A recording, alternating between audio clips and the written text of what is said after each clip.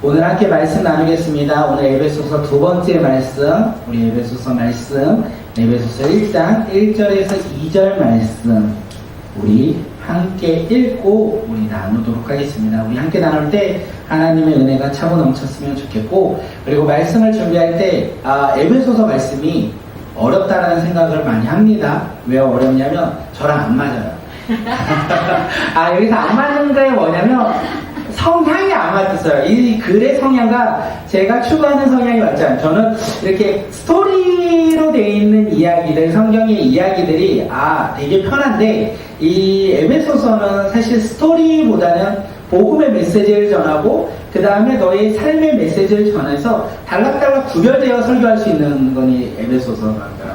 이렇게 흐름보다는 달라요. 그래서 한 주간 기도하실 때, 저를 위해 기도하실 때 또 맞지 않는 설교의 갑옷을 입고 나아가는구나, 그러니까 더 많이 준비해야 되겠구나, 저를 위해서 많이 기도해 주시면 감사하겠습니다. 이거 두 줄밖에 안 되는데 이거 어떻게 설교해야 되는지 어렵더라고요. 함께 기도해 주시고, 함께 그런데 놀라운 은혜가 하나님 이 시간 이 가운데 차고 넘쳐났으면 좋겠습니다.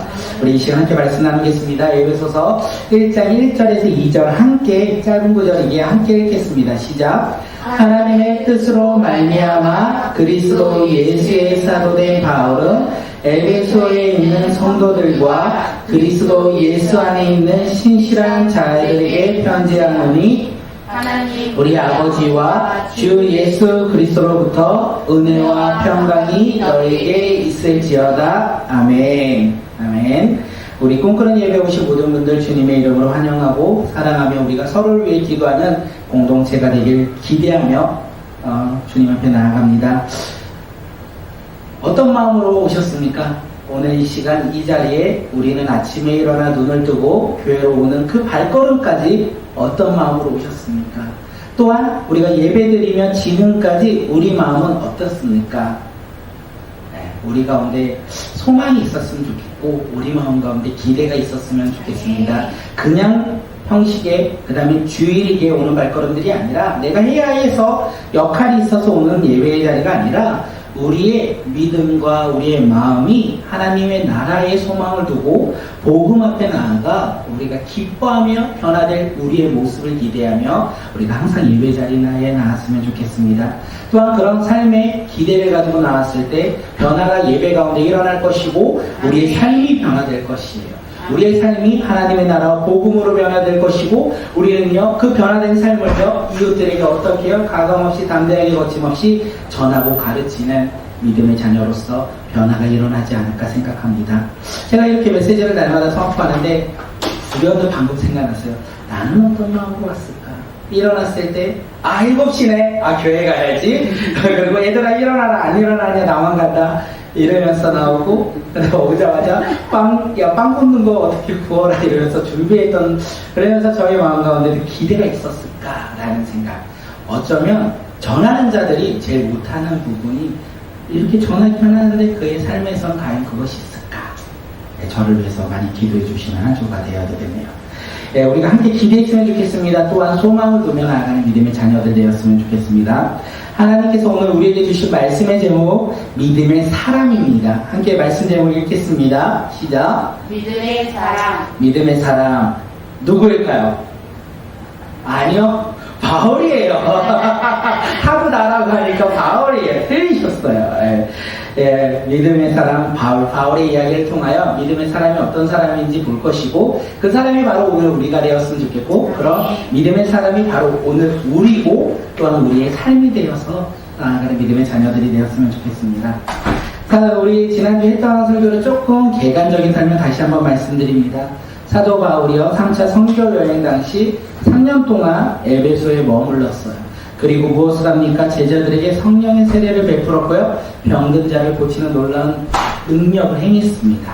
그리고 그가 한 일이 그것뿐만 아니라 회당에서 도란노 서원에서 하나님의 나라와 주 예수 그리스도의 복음을 전함으로 말미암아 아시아에 사는 유대인과 이방인이 다 주의 말씀을 듣고 주님의 제자로 변화되는 놀라운 부흥을 맛본 그 장소가 바로 에베소였습니다. 그렇게 기쁨도 잠시 사도 바울이요 복음을 전함으로 말미암아 피해를 보는 손해를 보는 사람들이 생겨났어요. 누굽니까? 우상을 섬기는 사들이 아니겠습니까? 그래서 그들이 함께 모여 모함을 해요. 그래서 사도 바울을 죽이고자 합니다. 그래서 사도 바울이요 그 죽음의 위기에서 벗어나 에베소를 떠났다라고 하는 게 사도행전 19장의 이야기고 우리가 한 2년 전에 나눴던 말씀의 주된 내용이었어요. 그 이후 시간이 흘러 사도 바울은요 예루살렘에 갔습니다. 그리고 거기에 감옥에 갇히죠. 그리고 가이사랴를 감옥에 또 갇히죠. 그래서 재판을 받을 때 사도 바울이 반복적으로 이야기했던 게 나는 로마 시민이다. 나는 가이사랴에게 가서 재판을 받겠다. 이렇게 말함으로 말미암아 그런 로마로 이송되어 로마 감옥에 2년 동안 수감되어 있습니다. 사도 바울의 삶에 있어서 지금 로마 감옥에 있는 이 시기가 절대 상황과 환경이 좋을 때가 아니라는 걸 우리가 알 수 있어요. 하나님의 나라를 위해 10여 년 동안 복음을 전하였고 복음을 가르치고 선교를 감당했어요. 그리고 예루살렘에 돌아와서 지금 3, 4년 동안 무엇을 하고 있습니까? 복음을 전한 그 결과가 무엇이냐면 감옥에 수감되었던 거예요. 그 상황 속에서 사도 바울이요 여러 서신서를 써요. 그리고 그 가운데 에베소서도 지금 작성하고 있다는 것을 우리가 알 수 있어요. 환경과 상황을 사도 바울의 입장에서 우리가 이따 나눌 텐데 결코 즐겁고 행복한 상황이 아니라 고난과 근심과 걱정과 두려움이 가득한 그 상황 속에서 편지를 쓰고 있다는 것을 우리가 한쪽 생각에 담고 우리가 말씀을 함께 나누도록 하겠습니다. 에베소 교회는요 고린도 교회처럼 문제가 있진 않아요. 다른 서신서처럼 막 문제가 있어서 눈에 보이는 문제가 있어서 사도 바울이 문제를 해결하고자 작성한 것은 아니지만 그 평안함 위에 문제가 없는 것 같은 그 수면 아래에 지금 에베소 교회는 문제가 하나 있습니다. 그것이 에베소 교회뿐만 아니라 지금 아시아의 모든 교회들이 사실 겪는 문제이기도 해요. 그 문제가 무엇입니까? 유대인과 이방인들이 서로 한 공동체를 이루어 나가는데 그들이 서로 하나 되어 살아가는 것이 아니라 서로 협력하며 살아가는 것이 아니라 그들이 서로 반목하며 서로를 바라보며 판단하며 정죄하며 나아가고 있던 게 아시아 교회의 문제였다는 것을 우리가 알 수 있어요. 왜 그들이 서로 화합하고 사랑하며 하나 되지 못했을까요? 서로를 바라보며 판단하고 왜 정죄했을까요? 우리가 너무나 잘하잖아요. 제가 제일 잘하는 게 뭐냐면 저 사람 보면 판단하고 저 사람 저럴 거야 결정하는 그런 나쁜 습관. 그것이 저에게도 있는데 유대인과 이방인들도 동일하게 있었던 것 같습니다. 그들도 그 신앙의 모습과 삶의 모습을 통하여 서로를 바라보며 손가락질하고 있었던 것이 바로 유대인과 이방인들의 하나된 모습. 그래서 하나 되지 못하는 모습 가운데 교회가 서 있던 것이 아닐까 생각되어집니다. 유대인들은요 예수 그리스도를 믿었어요. 그런데 그들의 마음에 뼛속까지 무엇이 있었습니까? 하나님의 선택받은 선민 사상으로 말미암아 그들은 민족적 자존감이 되게 강했어요. 아무리 내가 예수 그리스도를 믿음으로 말미암아 하나님의 자녀가 되었다고 해도 과거에 이 선민 사상을 내려놓고 예수 그리스도를 온전히 바라보지 못하고 내가 예수 그리스도를 믿지만 그들의 마음 뼛속까지 그 깊은 데는 선민사상, 민족적 자존감이 가득 있었어요. 그러니까 이방인들을 보면 뭐라고 합니까? 그들을 우습게 여기는 거예요. 하나님의 선택받은 백성도 아닌데 예수 그리스도를 믿음으로 하나님의 자녀가 되었다고 하네. 자녀가 된 건 맞지만 너희와 나는 처음부터 레벨이 달라. 나는 유대인 원래 선택받은 자녀였고 너희들은 지금 예수님을 믿어서 어거지로 선택받은 사람들이야. 이런 생각들이 있었을 것입니다. 이와 반대로 이방인들은 어떻습니까? 그들도 예수님을 믿어서 하나님의 자녀가 되었어요. 그런데 그들의 삶의 터전은요 헬라 문화였고 우상 숭배였어요. 그들이 헬라 문화 속에서 우상 신들을 섬기며 살아갔던 그 삶에서 예수 그리스도를 믿음으로 변화가 일어나는 것이 쉽지 않았어요. 주일에 교회에 와서 예배를 드려요. 그리고 삶으로 돌아가요. 그런데 그 삶의 터전에는 헬라 문화가 가득하고 우상을 섬겼던 문화가 가득해요. 그 문화 속에서 그들이 하나님의 자녀로서 삶과 신앙이 일치되는 것이 결코 쉬운 일이 아니었다는 거예요. 그리고 그들이 바라봅니다. 저 유대인들 아직까지 또 선민사상에 빠져 있어. 자기들이 레벨이 높다라고 생각해. 저런 잘못된 생각을 하고 있는 저들을 어떻게 우리와 하나가 될 수 있을까 이러면서 서로가 서로를 바라보며 손가락질하고 하는 것이 그 당시 수많은 교회의 문제였다고 이야기합니다. 그래서 에베소서는 에베소 교회의 특정한 교회를 바라보며 쓴 것이 아니라 당시 아시아에 있는 수많은 교회들의 회람하는 목적으로 썼다는 것이 바로 에베소서이기도 합니다. 이방인들과 지금 유대인들이여 서로 이제 사도 바울이 전하는 복음으로 말미암아 하나님의 자녀가 되었지만 그들은 서로 바라보며 주님의 사랑으로 서로를 품고 격려하기에 앞서 어떻게요? 정죄하고 판단하는 것이 쉬웠어요. 사랑하고 격려하는 것은 어렵고 판단하고 정죄하는 것이 쉬웠다는 거예요. 그러는 상황 속에서 사도 바울이 지금 감옥에서 편지를 쓰고 있다는 거예요. 복음의 내용. 서신서의 제일 첫 번째 우리가 함께 다룰 부분이 복음의 메시지 아니겠습니까? 그가 복음의 이야기를 교회에게 쓰고 있어요.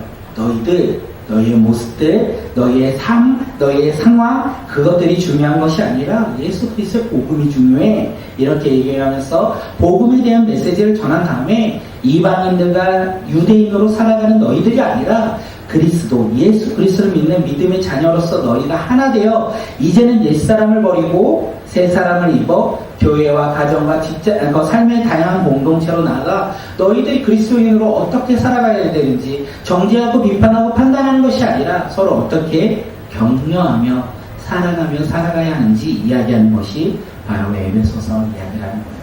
우리가 그래서 3장까지는 복음의 메시지를 반복적으로 나눌 것이고 4장부터는 이 우리의 삶의 모습을 함께 나누는 것이 바로 에베소서의 이야기입니다. 이 메시지가 우리의 삶에서도 많이 필요한 것 같습니다. 우리 공동체도 다른 공동체도 동일한 것 같아요. 사람은 자라는 삶의 환경이 다 달라요. 그리고 신앙의 컬러도 다르고 신앙의 모습도 다릅니다. 그런데 우리가 모였어요. 그리고 우리가 제일 잘하는 게 무엇인가? 판단하고 정죄하는 거예요. 나와 다르기에 우리는 서로를 바라보며 판단하고 정죄하는 거예요. 그런데 우리는 그렇게 하면 안 된다는 것을 성경을 통해 알 수 있어요. 우리는 어떻게 서로 사랑하며 격려하며 서로를 품을 수 있을까요? 바로 복음밖에 없다는 거예요. 정죄하고 판단하는 건 개인의 성향과 생각에 따라 누구나 할 수 있지만 서로 사랑하며 협력하는 것은 복음 안에서 우리가 살아갈 때 서로를 바라보며 사랑한다는 거예요. 그래서 우리가 복음이신 예수 그리스도를 믿는 믿음의 자녀로서 무엇을 해야 되냐면 옛 사람을 버려야 된다. 그리고 새 사람을 입어 우리가 교회와 가정과 삶의 다양한 공동체에서 어떻게 살아가야 할지 우리가 예수 그리스도를 말미암아 그 복음이신 예수 그리스도로 새 사람을 입어 어떻게 살아가야 할지 우리 시대에 맞는 메시지가 그리고 우리 시대뿐만 아니라 항상 우리의 삶 가운데 맞는 메시지가 바로 에베소서 이야기가 아닐까 생각되어집니다. 이것을 생각하고 우리가 에베소서 안으로 들어가면 조금 더 쉽게 내용들을 습득하지 않을까 생각합니다.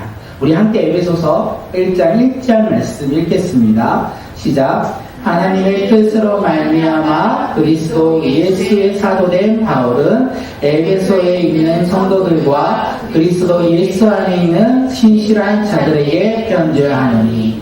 에베소서의 저자는요 하나님의 뜻으로 말미암아 그리스도 예수의 사도된 바울, 그리고 받는 사람들은요 에베소에 있는 성도들과 그리스도 예수 안에 있는 신실한 사람들. 1장 1절에서 그렇게 나와 있어요. 제가 말한 건 아니고요. 우리가 이 고백을 통하여 우리가 사도 바울이 믿음의 사람이라는 것을 우리는 알 수 있어요. 왜 그렇습니까? 사도 바울이 뭐라고 자신을 가리키냐면 하나님의 뜻으로 말미암아 그리스도 예수된 바울, 하나님의 뜻으로 말미암아 그리스도 예수의 사도된 바울, 이렇게 자신을 소개하고 있다는 거예요. 우리가 여기서 그가 왜 믿음의 사람인지 알 수 있는 것은 첫 번째 하나님의 뜻으로 말미암아. 하나님의 뜻으로 말미암아. 사도 바울은요 자신을 소개할 때 어떻게 합니까? 자신의 신분과 자신의 학력을 소개하지 않았어요. 자신은 로마 시민이고 자신은 가말리아 학파에서 문학을 공부를 했고 자신의 가문이 부유했다는 것을 그는 자랑하지 않았어요. 자신이 타고 다녔던 말도 이야기하지 아니하고 자신이 살고 있던 집도 얘기하지 않아요. 할 수 없었겠죠. 가운데 있었으니까. 우리는 우리를 어떻게 소개합니까? 내가 갖고 있는 신분과 학력과 내가 타고 다니는 차와 우리 집의 평수를 가지고 나의 진력을 자랑하며 우리를 소개할 때가 얼마나 많이 있습니까? 사도 바울은요, 자신을 높이지 아니하고 자신에게 행하신 그 하나님의 뜻을 선포했어요. 자신을 소개할 때 자신을 낮추고 자신에게 행하신 하나님의 뜻을 선포했다는 거예요. 다시 말해서 사도 바울은 자신의 삶의 주인이 내가 아니었어요. 자신이 아니었다는 거예요. 사도 바울의 삶의 주인은요, 하나님이라고 고백하고 있는 거예요. 하나님이 내 삶의 주인입니다. 이렇게 고백하고 있어요. 내가 아닌 하나님을 고백할 수 있는 사람, 내 삶의 주인이 하나님이라고 고백할 수 있는 사람 누구입니까? 믿음의 사람이라는 거예요.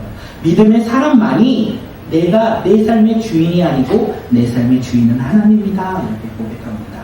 하나님을 향한 신실한 믿음이 없다면 하나님의 뜻을 쉽게 말할 수 없어요. 나를 위해 말할 수는 있지만 하나님을 바라보며 하나님의 뜻이 무엇인지 우리는 말할 수 없다는 거예요.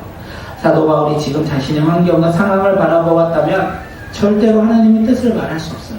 왜냐하면 복음을 전하였는데 그 결과가 감옥 생활이에요. 그리고 지금도 감옥에서 편지를 쓰고 있어요. 이것이 하나님의 뜻이 아니라면 그는 하나님을 고백할 수 없다는 거예요. 상황과 환경을 바라보며 낙심하고 절망이 있다면 그는 하나님의 뜻을 선포할 수 없었다는 거예요. 그는 상황과 환경이 아무리 두렵고 근심이 가득할지라도 그것을 바라보지 않았다는 거예요. 내가 복음을 10여 년 동안 전하고 감옥에서 3년 동안 4년 동안 있을지라도 그 환경을 바라보지 아니하고 그는요, 여호와 하나님을 바라보며 믿음으로 살아갔던 사람입니다. 그래서 그는 그 모든 일이 하나님의 뜻으로 말미암아 이루어졌다. 그것을 깨닫는 자였고 그것을 고백하는 자였어요. 그래서 에베소서 교회의 이야기예요. 하나님의 뜻으로 말미암아 사도된 바울 이렇게 고백하고 있는 것입니다. 믿음의 사람은요, 환경과 상황을 두려워하고 근심하지 않습니다. 믿음의 사람은요, 담대하게 하나님의 뜻을 바라보며 살아가는 사람이라는 거예요. 이와 반대로 하나님에 대한 확신이 없는 사람, 하나님의 뜻을 모르는 사람, 그 다음에 자신의 생각과 자신의 환경을 바라보며 주변에 있는 사람의 소리를 들으며 살아가는 사람은 어떻습니까? 그들은 하나님의 뜻을 분별할 수 없다라는 거예요. 그 대표적인 사람이 누구냐면 우리가 금요일 날도 나눴지만 여로보암 왕입니다. 그는 분열 왕국의 북이스라엘의 첫 번째 왕이에요. 하나님의 선한 계획에 따라 그가 왕이 되었어요. 그런데 그에게 두려움이 한 가지 찾아옵니다. 무엇입니까? 북이스라엘 백성들이 자신을 버리고 떠날 것이라는 두려움이 그에게 찾아와요. 그 두려움을 이 여로보암이 생각할 때 어떡합니까? 이기고자 하죠. 두려움을 이기고자 해요. 그 두려움을 이기고자 하나님 앞에 나아가 지혜를 구하고 하나님의 뜻을 구하면 좋았겠지만 그는 그렇게 하지 않습니다. 자신의 생각과 기준으로 그리고 행동함으로 말미암아 결국 하나님께 죄를 범하였다. 그러므로 말미암아 결국 그의 가정은 심판받았다라고 성경은 이야기하고 있어요. 오늘 우리는 하나님의 뜻으로 살아가는 믿음의 자녀들이 바로 오늘 우리가 되었으면 좋겠습니다. 오늘 우리는 하나님의 뜻으로 말미암아 우리가 내 삶의 주인이 내가 아니라 바로 하나님인 것을 고백하는 믿음의 자녀들이 되었으면 좋겠습니다. 하나님이 내 삶의 주인이고 우리는요, 하나님의 종으로서 살아가는 믿음의 자녀들, 그 믿음의 자녀들이 바로 오늘 우리였으면 좋겠어요. 그런 사람들의 특징이 뭔지 아십니까? 하나님이 내 삶의 주인이고 나는 하나님의 뜻으로 말미암아 오늘도 살아가고 어제도 살아가고 내일도 살아갈 사람들의 특징이 뭐냐면 나는 누구일까? 그리고 과연 나는 어떻게 살아가야 될까? 고민하시죠? 그런 고민을 안 한다는 거예요. 왜요? 할 필요가 없으니까요. 왜? 하나님께서 우리 가운데 임하시고 우리 삶 가운데 하나님의 뜻으로 말미암아 우리의 삶이 이루어져 가기 때문에 내가 누구일까? 그리고 나는 과연 어떻게 살아가야 하는 것일까? 내가 살아가는 것이 과연 잘하고 있는 것일까? 고민할 필요가 없다는 것입니다. 우리 믿음으로 담대하게 우리가 살아가는 모든 것 가운데 하나님의 뜻으로 말미암아 살아가는 믿음의 자녀라고 고백하며 그 상황과 환경과 그 모든 것을 주님 앞에 올려드리는 믿음의 자녀들이 바로 오늘 우리 모두가 되길 바라겠습니다. 우리 다음 세대들이요, 근심과 걱정이 많아요. 학생들은 근심과 걱정이 많고 어쩌면 근심과 걱정이 없다는 것은 근심과 두려움이 너무 크기에 그것을 바라보지 못한다고 얘기할 수 있습니다. 그들이 근심과 두려움을 느낄 때 무엇을 바라봅니까? 이게 중요한 것 같아요. 우리가 삶의 근심과 두려움이 있을 때 우리는 무엇을 바라봅니까? 나의 생각과 나의 지혜와 나의 경험과 나의 주변의 사람들의 소리에, 그 소리의 자리로 나아갑니까? 아니면 하나님께 나아갑니까? 이것이 제일 중요하지 않을까 생각해요. 만약에 우리가 하나님 앞에 나아간다면요, 하나님이 주신 지혜로 우리는 승리할 것이에요. 그리고 세상 앞으로, 사람 앞으로 나아간다면요, 우리는 세상의 방법을 찾아갈 것이에요. 그리고 세상의 방법으로 찾아갈 때 없는 것이 무엇이냐면, 세상의 성공은 있을 수 있겠지만 그 가운데 하나님이 주시는 승리와 하나님이 주시는 평안함은 그곳에 없다는 것입니다. 그렇게 우리가 두려움과 근심을 느낄 때마다 우리가 무릎 꿇고 주님 앞에 나아가야 돼요. 하나님 앞에 나아가 하나님의 말씀을 듣고 하나님의 말씀에 따라 순종하며 살아가는 믿음의 세대, 부흥의 세대가 바로 우리 다음 세대가 되었으면 좋겠고, 오늘 우리 모두가 되었으면 좋겠습니다. 내 것을 내려놓는 것이 그만큼 중요한 것 같습니다. 사도 바울이 이렇게 고백하고 있기 때문에 그래요. 우리가 부시기도에 창세기 말씀을 함께 나누고 있습니다. 그 가운데 최근에 나눴던 주인공이 노아예요. 새학번에 창세기 6장을 우리가 함께 나눴는데, 창세기 6장을 보면요, 하나님은요 사람의 죄악과 세상의 악함을 보시고 한탄하며 홍수로 하나님이 창조하신 사람과 세상을 지면에서 쓸어버리겠다, 심판하겠다, 이렇게 결정하셨고 말씀하십니다. 노아에게 그것을 말씀하실 때 노아에게 그것을 말씀하시면서 노아에게 방주를 만들라고 말씀하세요. 그때 노아가 어떻게 행동합니까? 우리 창세기 6장 22절, 우리 다음 절 말씀 함께 읽겠습니다. 시작. 노아가 그와 같이 하여 하나님이 자기에게 명하신 대로 다 준행하였더라. 노아는요, 하나님께서 말씀하신 대로, 명령하신 대로 다 준행하였더라. 노아는 하나님의 말씀을 듣고 명령을 다 준행하였다, 순종했다라고 해요. 노아가 과연 하나님 말씀을 왜 순종할 수 있었을까요? 순종할 수 있었던 이유는 무엇입니까? 하나님의 말씀을 직접 들었기에, 하나님의 계시가 임하였기에, 뭐 그럴 수도 있겠죠. 그런데 생각해보면요, 당시가 비가 내리지 않는 환경 속에서 방주를 만들어야 돼요. 우리 교회만한 방주를 만들면 그럴 수도 있겠다 해요. 그런데 축구장만한 방주를 만들어야 된다는 건 얘기가 달라지지 않습니까? 결코 쉬운 일이 아니라는 거예요. 하나님의 계시를 들어도, 말씀을 직접 들어도 그게 어마무시하다면 우리는 순종하기가 어렵다라는 거예요. 그리고 또 산 위에서 방주를 만들 때마다 사람들이 그것을 바라보면 뭐라고 합니까? 비난하고 조롱하며 어리석은 사람이라고 손가락질하지 않겠습니까? 이 아름다운 세상 속에서, 비가 내리지 않는 우리의 삶 속에서 비가 내린다고 저렇게 큰 방주를 만들고 있는 노아의 모습을 보며 손가락질 받고 비난받고 조롱받고 있지 않겠습니까? 노아가 이런 상황 속에서 하나님의 말씀에 순종한 이유는 무엇입니까? 그가 하나님의 뜻을 알았다는 거예요. 하나님의 뜻을 알았기 때문에 상황과 환경을 바라보지 아니하고 사람의 소리를 듣지 아니하고 그는 하나님의 뜻에 순종하여 믿음으로 나아갔다는 것입니다. 그러므로 말미암아 그 방주를 만듭니다. 그 방주로 말미암아 홍수의 심판 때에 구원받았다. 성경은 오늘 우리에게 이야기해요. 하나님의 뜻을 알고 그 뜻을 알므로 말미암아 하나님의 사람들이, 믿음의 사람들이 하나님의 말씀에 순종하며 나갈 때 구원받는다는 것을 이야기하고 있습니다. 사도 바울이 하나님의 뜻으로 말미암아 이것을 이야기하는 것은 그가 하나님의 사람이었고 상황과 환경 가운데 그것을 바라보지 아니하고 사람의 이야기를 바라보지 아니하고 오직 하나님의 말씀에 따라 하나님의 주인 되었고 자기는 종으로서 살아가는 믿음의 자녀로서 살아가고 있다는 것을 고백하는 것이 바로 1장 1절에서 말하는 사도 바울이라는 거예요. 사도 바울은 지금 감옥에 있어요. 우리가 그것을 잊지 않았으면 좋겠어요. 가장 악한 곳에서 가장 연약한 사람이 하나님의 뜻으로 지금 에베소 교회에게 복음을 전하는 편지를 쓰고 있습니다. 그가 이 삶 속에서, 환경 속에서 하나님의 뜻으로 말미암아 이 편지를 쓰고 있는 것이 왜 그런지 아세요? 왜 그럴까요? 편지 한 장 써달라고 에베소서에서 요청이 와서 썼을까요? 뭐 그럴 수도 있겠죠. 그런데 하나님의 뜻으로 복음을 전하는 사명이 그에게 있었기 때문에 그렇습니다.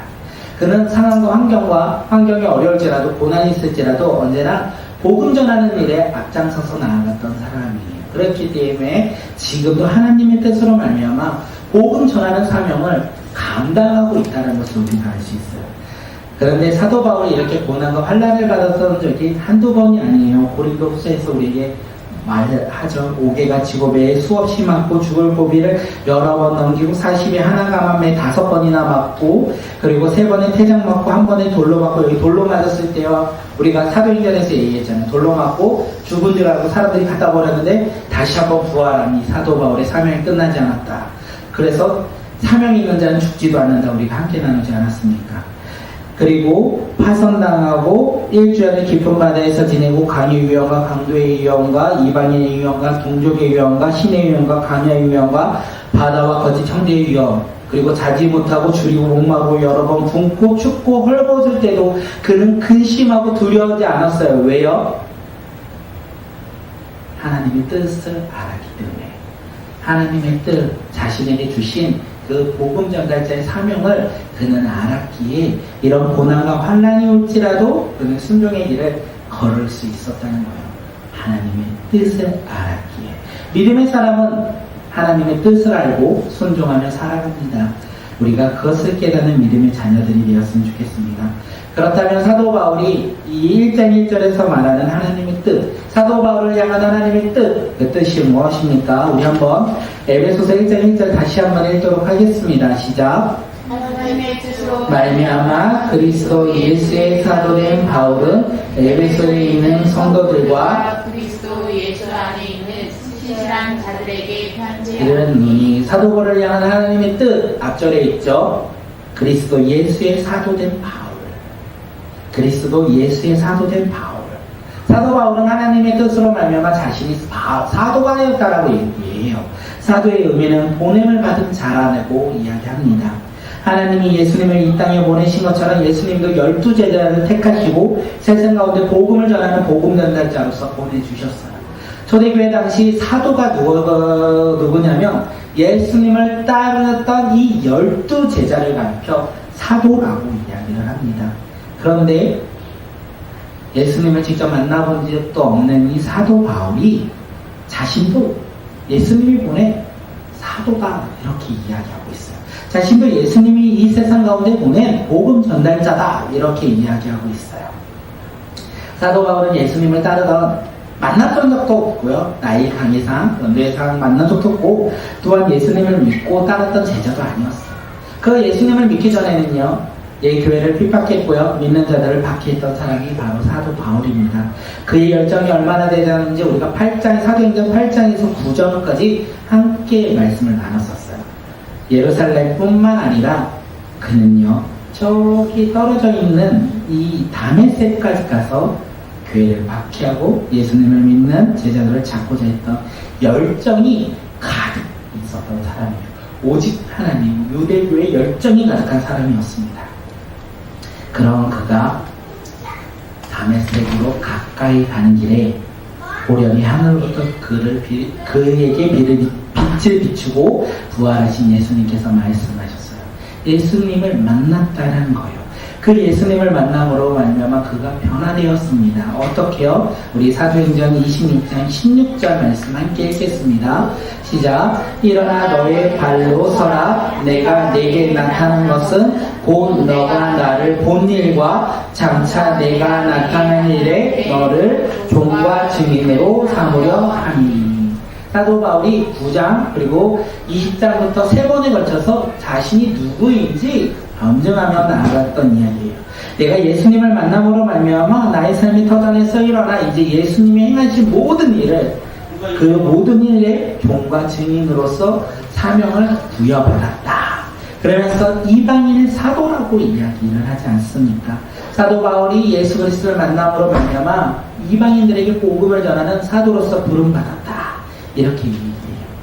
그런데 사도 바울이 여러 서신서를 통하여 반복적으로 얘기하는 게 무엇이냐면 나는 사도인데 나는 그리스도 예수로 말미암아 사도가 되었는데 나의 뜻과 나의 계획과 나의 모습으로 내가 사도된 것이 아니라 하나님의 뜻으로 말미암아 내가 복음을 전하는 사도가 되었다라고 이야기하고 있어요. 오늘 우리도 하나님의 뜻으로 말미암아 그리스도 예수의 사람이 되어 사도가 되는 믿음의 자녀들이 되었으면 좋겠습니다. 오늘 우리도 하나님의 뜻으로 말미암아 그리스도 예수의 복음을 전하는 복음 전달자가 되었으면 좋겠습니다. 믿으십니까? 우리의 사명이라는 거예요. 하나님의 뜻으로 말미암아 우리에게 복음을 전하는 복음 전달자로서, 사도로서, 복음 전달자로서 우리를 불러주셨다는 거예요. 나의 노력과 나의 행위와 나의 의지와 나의 목적으로 내가 복음 전달자가 된 것이 아니라 나를 부르신 하나님의 뜻으로 말미암아 우리가 복음 전달자가 되었다는 것입니다. 믿음의 사람은요, 복음 전달자라는 거예요. 그렇게 이제 우리는 믿음의 사람으로서 세상으로 나아가 그곳에서 복음을 전하는 전달자로서 사명을 감당해야 한다는 거예요. 우리의 세상은 어디입니까? 사도 바울은 이방, 예루살렘을 넘어 이방이 자신의 복음을 전하는 그 사역지라는 것을 알았어요. 그것이 그의 세상이었어요. 오늘 우리의 세상은 어디입니까? 가정과 직장과 삶의 다양한 공동체가 아니겠습니까? 우리가 그곳으로 나아가 하나님의 나라와 복음을 담대하게 거침없이 전하고 가르쳐야 하는 것, 복음 전달자로서의 사명을 감당해야 되는 것이 믿음의 사람인 우리에게 주어진 사명이라는 거예요. 우리 사명이 그렇게 근사하고 멋지고 그런 거는 세상 기준으로 볼 때 아닐 수 있지만 하나님 나라로 볼 때는 그 어떤 것보다도 귀한 사명이 아닐까 생각되어집니다. 사도 바울은 그 사명을 알았던 믿음의 사람이었어요. 하나님의 뜻으로 말미암아 그리스도 예수의 사도된 바울, 그 사도 바울이 이야기하고 있는 거예요. 그리고 듣는 성도들, 에베소에 이제 사도 바울이 자신을 소개하고 에베소 교회의 성도들을 얘기하지 않습니까? 너희들 편지를 받는 사람들이 에베소에 있는 성도들과 그리스도 예수 안에 있는 신실한 사람들이라고 얘기하지 않습니까? 그들이 누구입니까? 그들이 누구냐면 우상과 세상의 문화가 가득한 에베소에서 옛사람을 버리고 예수 그리스도를 믿음으로 말미암아 새 사람을 입은 하나님의 자녀들이에요. 옛사람을 버리고 예수 그리스도를 믿음으로 새 사람을 입은 하나님의 자녀들이라는 거예요. 그들이 지금 무엇을 하고 있죠? 서로 정죄하고 비판하고 판단하고 있다는 거예요. 그들에게 이야기하고 있어요. 너희들은 그것을 행하는 자들이, 너 내려가. 그것을 행하는 자들이 아니라 에베소 도시를 변화시켜야 하는 것을 해야 한다라고 이야기하고 있어요. 지금 에베소는요, 어둠의 도시라고 이야기하고 있어요. 그 어둠의 도시를 변화시킬 하나님의 백성이 예비되었는데 그가 누구입니까? 에베소에 있는 성도들이었다는 거예요. 그리고요, 뭐라고 하죠? 1장 1절에서요, 뒷부분은 아니었는데요. 네. 에베소에 있는 성도들과 그리스도 예수 안에 있는 신실한 자들이 해야 할 일이 있다는 거예요. 어두움 가운데 빛을 비추는 믿음의 자녀로서 그들이 해야 할 일이 있다라고 사도 바울이 이야기하고 있는 거예요. 이 메시지를 우리 삶 가운데 적용하면요, 꿈꾸는 교회에 있는 우리 성도들과 그리스도 예수 안에 있는 신실한 자들, 우리 모두가 해야 할 일이 있다라는 거예요. 우리가 해야 할 일이 무엇입니까? 에베소 성도들은 에베소를 변화시켜야 돼요.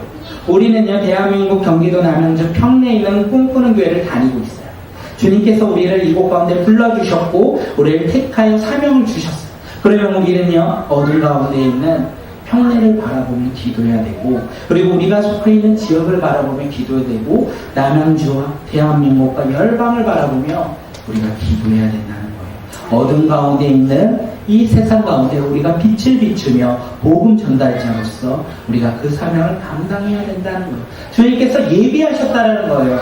에베소 그 어둠 가운데 있는 도시 가운데 에베소에 있는 성도들과 그리스도 예수 안에 있는 신실한 자들을 예비하신 것처럼 주님께서는 우리를 예비하셨고 우리를 통하여 복음을 전하는 복음 전달자로서 우리를 불러주신다는 거예요. 오늘 우리는 주님이 주신 비전과 사명을 붙잡고 이 사명 가운데 순종하며 나가는 자들이 되었으면 좋겠습니다. 조금 우리가 믿음의 사람들이잖아요. 그래서 이제는 구별된 자가 되었으면 좋겠어요. 세상 사람들과 구별된 자로서 우리끼리 잘 살아가는 것이 아니라 구별된 자, 무엇으로요? 예수 그리스도의 복음으로 말미암아 하나님의 뜻을 아는 믿음의 자녀로서 이제 구별되어 세상 사람들과 동일하게 사는 것이 아니라 우리가 이방인처럼 주일에는 예수 믿는 사람으로 살아가며 또한 평일에는 그거와 상관없이 살아가는 어리석은 사람들이 아니라 우리는 세상 사람들과 구별되어 우리의 삶 가운데 우리가 하나님의 뜻으로 말미암아 예수 그리스도의 복음을 전하는 복음 전달자, 우리가 더욱더 주님의 사랑을 증거하며 나누는 주님의 자녀들이 되었으면 좋겠습니다. 사도 바울이 이렇게 이야기하며 인사를 마무리합니다. 우리 함께 에베소 1장 2절 우리 읽으면서 말씀 마치도록 하겠습니다. 함께 읽겠습니다. 하나님 우리 아버지와 주 예수 그리스도로부터 은혜와 평강이 너희에게 있을지어다. 사도 바울은 이렇게 서로를 이야기하고 있어요.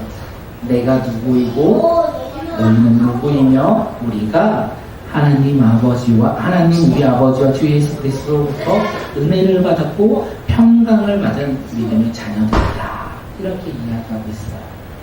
이렇게 이야기를 하며 다음 뒤에 이 얘기가 복음을 이야기해요.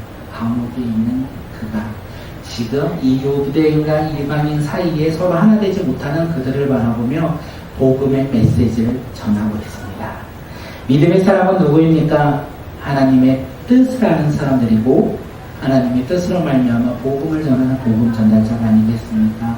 우리가 믿음의 사람이 되어 이제는 이 예배가 끝나고 우리가 섬겨할 자리, 우리가 나아갈 그 자리에 나아가 믿음의 사람, 나는 하나님의 뜻으로 말미암아 복음 전달자로서 나는 예수 그리스도를 증거하며 전하는 사람이야. 나는 이 세상을 두려워하지 아니하고 나는 환경과 상황을 두려워하지 아니하고 이 모든 것이 하나님의 뜻으로 말미암아 이루어지고 그 가운데 복음을 전하는 복음 전달자로서 내가 살아가는 믿음의 사람이야 라고 살아가고 그 다음 주에 우리가 모여 어떻게 살아갔는지, 어떻게 우리가 삶을 나누는지 우리가 함께 나누며 은혜 받는 믿음의 공동체가 되었으면 좋겠습니다.